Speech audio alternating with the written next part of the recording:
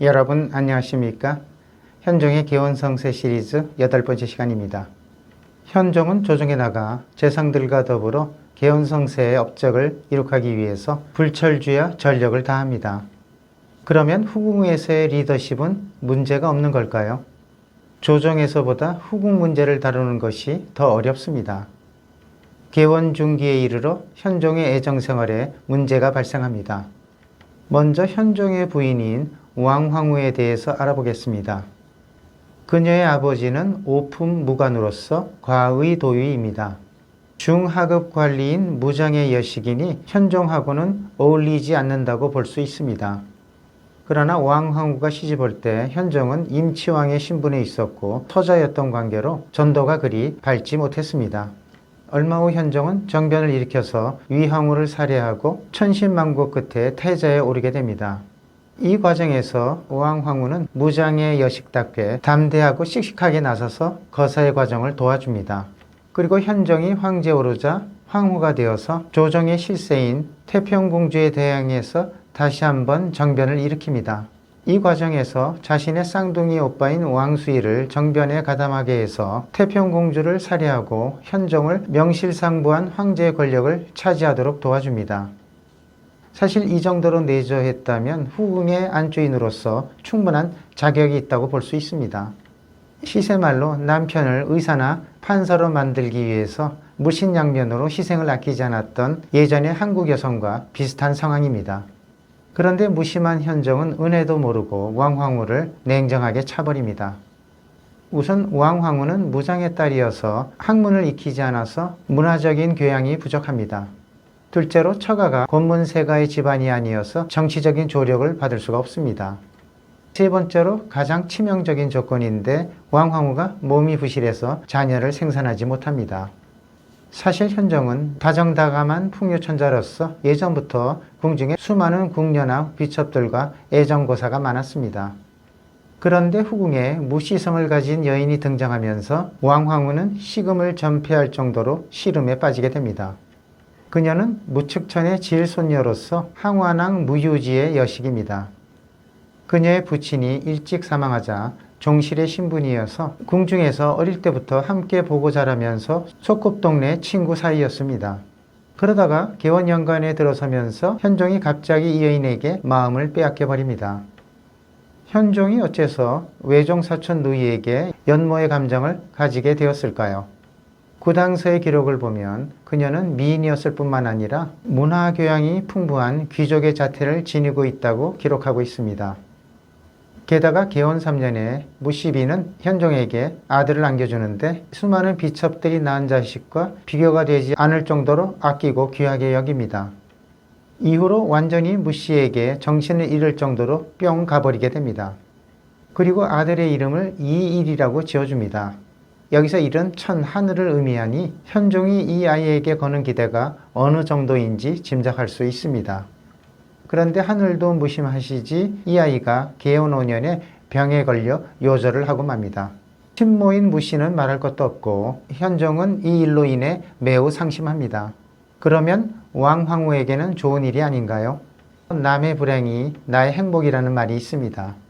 그런데 왕황후는 자신의 신세에 대해 더욱 불안해합니다. 현종이 무씨를 대하는 태도와 감정이 다른 비첩들과 현격한 차이가 있다는 것을 알기 때문입니다. 여인들의 촉은 무섭습니다. 여러분이 바람을 피우면 안사람은 촉으로 금방 알아냅니다.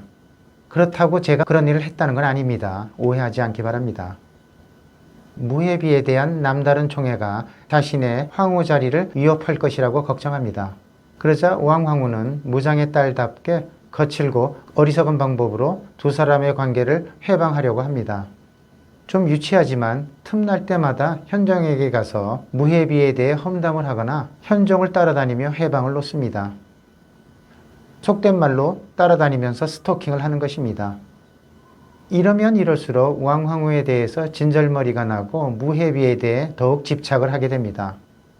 이에 현종은 왕황후를 폐위하고자 하는 마음을 먹고 가장 신이 많은 신하인 강교를 불러 상의합니다. 그런데 강교는 왕황후의 매부에게 가서 상의하는 과정에서 폐위의 계획이 탄로납니다. 그러자 왕황후는 현종을 찾아가서 예전에 임치왕 시절에 처가 맺었던 언약과 갓난의 세월을 견디며 여기에 이르게 된 과정을 울면서 감정에 호소합니다. 현종은 다정다감한 풍류천자로서 마음에 찔리는 바가 있는지 더 이상 폐위 문제는 거론하지 않습니다. 잠시 폐위 문제가 수면 아래로 가라앉자 불안을 느끼고 있던 왕황후는 다시 어리석은 행동을 합니다. 왕황후는 폐위의 직접적인 원인이 되는 자녀 생산 문제를 해결하기 위해서 쌍둥이 오빠인 왕수일과 함께 영험이 있다는 화상을 찾아갑니다. 화상은 번개 맞은 나무에 현종의 피위명을 쓰고 허리에 두른 후에 주술어를 외우면 생산할 수 있다고 말합니다. 다음날 왕황후가 제단에다 황제의 피위명을 올려놓고 주술을 외운 사실이 무시비의 세력에 의해 폭로됩니다. 황제의 피위명을 적어놓고 주술하는 것은 대역죄에 해당하는 데다가 게다가 왕황후가 주술한 주문이 쇼킹합니다. 이번에 아이를 가지게 되면 무축청과 같이 되게 해달라는 내용입니다.